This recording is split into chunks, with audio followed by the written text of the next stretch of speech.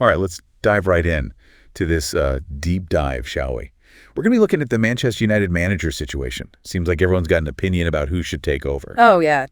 Tons of names out there and a whole lot of speculation. Right. And that's why we're here, right? We're going through all this info, trying to really, I guess, break it down and see what each of these managers could bring to the table. Yeah, we're going deeper than just like their win-loss record, right? You want to know what they're really about, like tactically, what's their philosophy, and how do they approach the game? You know what makes them tick. Exactly. And I think that's what makes this so interesting for fans. You know, it's like you're getting this inside look at how these managers operate.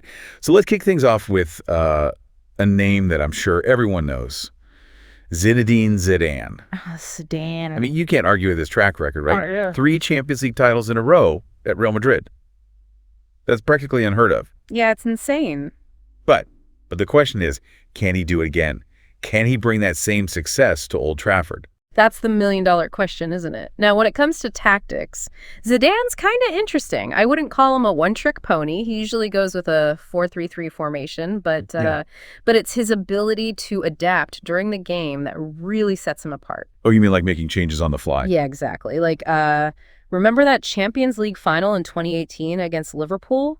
Liverpool was pressing really high and causing Real Madrid all sorts of problems. So what does Zidane do? He tells his team to bypass the midfield completely. Oh, wow. Just long ball straight to Ronaldo, and boom, it worked. So it's not just about sticking to a plan. It's about reading the game and knowing when to switch things up. Exactly. And let's not forget, he managed a dressing room full of huge personalities at Real Madrid. I mean, you had Ronaldo, Benzema, Modric, all these massive egos, and he kept them all focused and working together. That's a skill in itself, right? Yeah. Managing those big egos. Oh, absolutely. But there are some things about Zidane that we got to consider, some potential downsides. Okay, lay it on me. What are the question marks surrounding Zidane? Well, for one, his Real Madrid team was built on individual brilliance. You know, they had so much talent, a galaxy of stars. So the question is, can he achieve that same level of success with a squad that's, let's be honest, not quite as star-studded? Yeah, that's a valid point. I mean, Manchester United does have some quality players, but it's not quite the same as Real Madrid. Right. And another thing is tactical diversity. Yeah, he can tweak his system, but does he have a completely different style of play up his sleeve?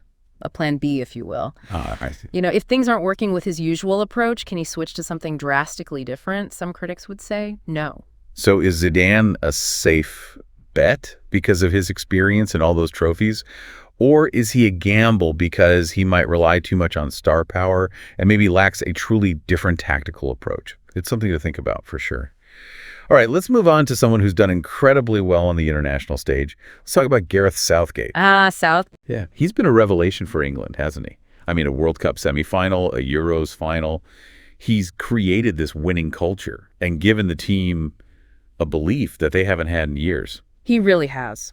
And you always hear about how he's fostered such a positive environment within the squad, like they're a real family. Yeah, it's all about team spirit with Southgate. But the big question is, can that translate to club football, especially at a club as demanding as Manchester United? That's what everyone's wondering. His club experience is a bit limited, right? And the Premier League, it's a whole other beast. He's known for his kind of mixed approach. Modern and traditional value, you know, discipline and teamwork are key for him, but he also encourages creativity. And he's really good at getting players to buy into his vision. Look what he did with England. They completely changed their mentality under him. Okay, there's a but coming. I can sense it. But he has been criticized for being too cautious, especially in big games. Some people think he's more worried about not losing than going all out for the win. I can see that. And, you know, that kind of approach might work in international tournaments where the margins are so fine, but can he adapt to the Premier League? It's much more cutthroat. So the question is, can Southgate bring that international success to the pressure cooker of Manchester United? Tough one. Now, let's shift gears a bit. Let's talk about a group of managers who are making waves with their attacking styles of play. We're talking Ruben Amorim, Thomas Frank, and Roberto De Zerbi. Yeah, these guys are interesting. They are, aren't they? All about possession-based football, tactically flexible.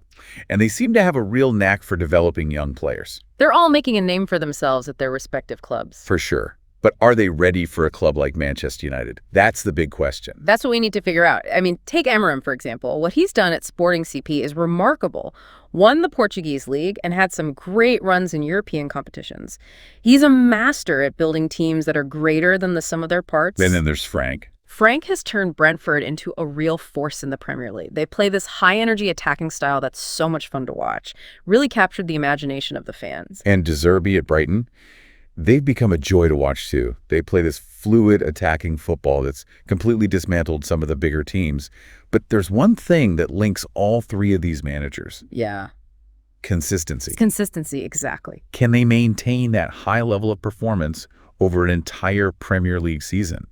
Can they handle the pressure and scrutiny that comes with managing a club of Manchester United's stature? These are all valid questions. Very valid. So it's like this classic risk versus reward situation. Right. On the one hand, you've got these exciting young managers bringing fresh ideas to the game. But on the other, there's the risk of inconsistency. And maybe they lack that experience at the very top level. So what do you think? Do you go for potential or proven track record? It's a tough choice, isn't it? It is. Yeah. Okay, let's move on to a manager who's had quite a journey from Sweden to the Premier League. I'm talking about Graham Potter. Potter. Yeah. Yeah, fascinating guy. He's got that overachiever aura around him, doesn't he? He does. I mean, taking Östersund's FK from the 4th division in Sweden all the way to the top flight and then into the Europa League. That's incredible. And then doing well at Swansea and Brighton.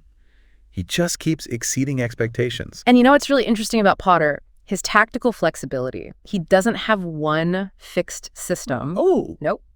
It's like he's a chameleon, always adapting his approach depending on the opponent or the players he has available. Even the game situation. He can switch from a back three to a back four, from possession-based to a more direct style, and it all seems to work. So he's a bit of a tactical mastermind then, always keeping the other team guessing. Exactly. He's not afraid to experiment, to think outside the box, to challenge the way things are usually done. But again, the question is, can he handle the step up to a club like Manchester United? Yeah.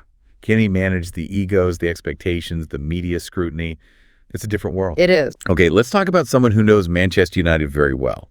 A prolific goal scorer for the club back in the day.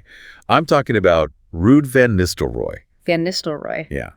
As a player, he was a goal machine, one of the most clinical finishers the Premier League has ever seen.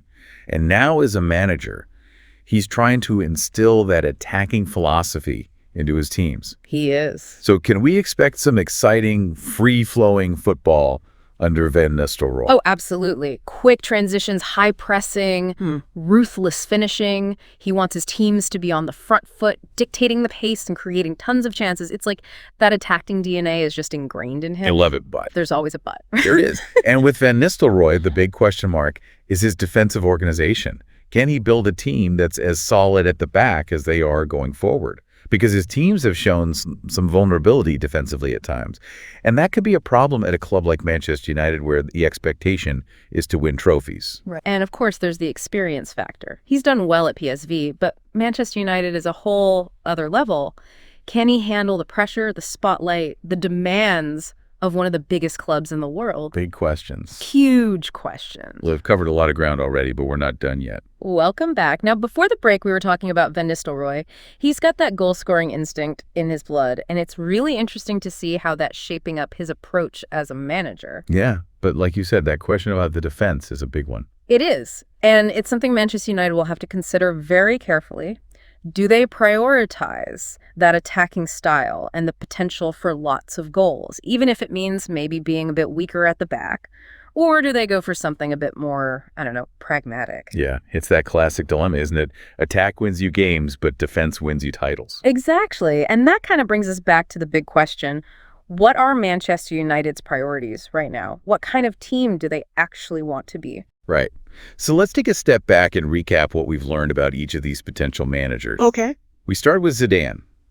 Proven winner, knows how to handle those big egos, and he's a master at making those in-game adjustments.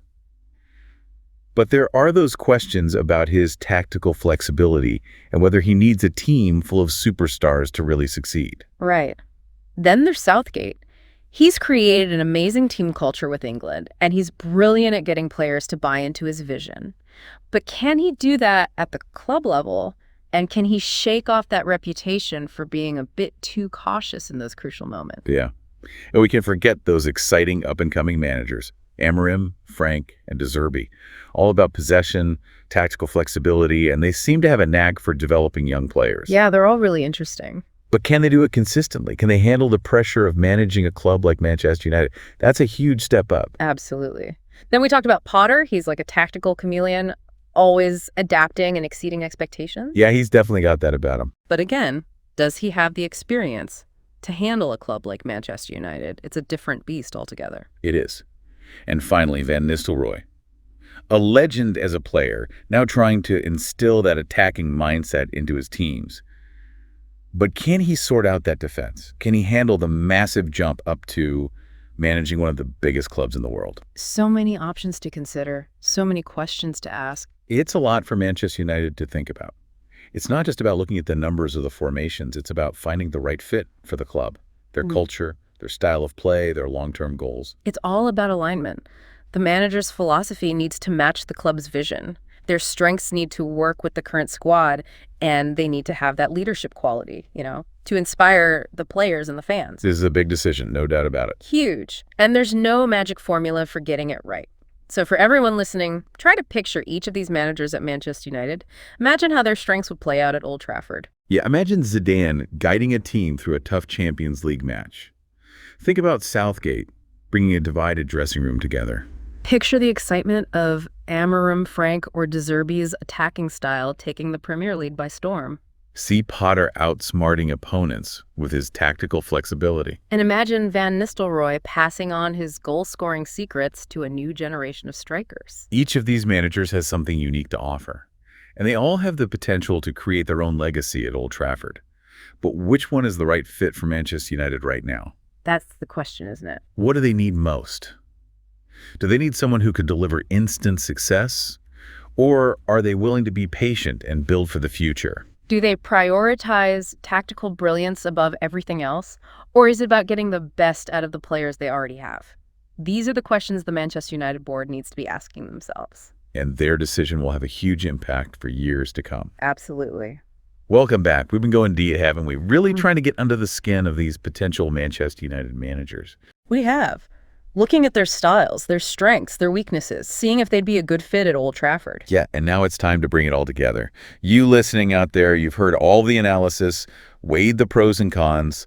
Hopefully you got your own ideas about who'd be the best choice for United now. Right, because there isn't one right answer here. It all comes down to what Manchester United wants right now at this point in time. Well, their priorities. Exactly.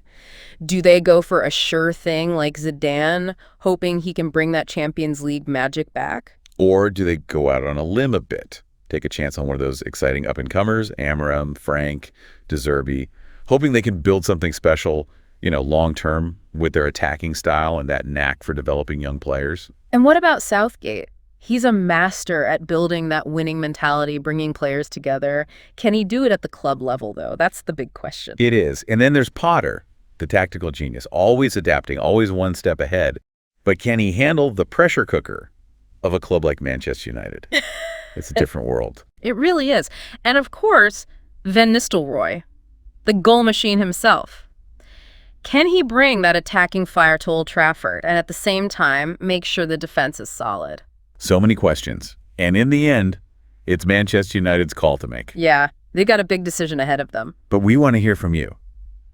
Who do you think would make the best manager for United? Who do you think has what it takes to bring them back to glory? Who would be the most exciting appointment? Who would bring the fans back on side? And maybe most importantly, who do you think fits best with the club's future? What direction do they want to go in? We've laid it all out for you, given you the info. Now it's your turn to be the decision maker. Thanks for joining us on this deep dive. It's been a good one. It has. Until next time.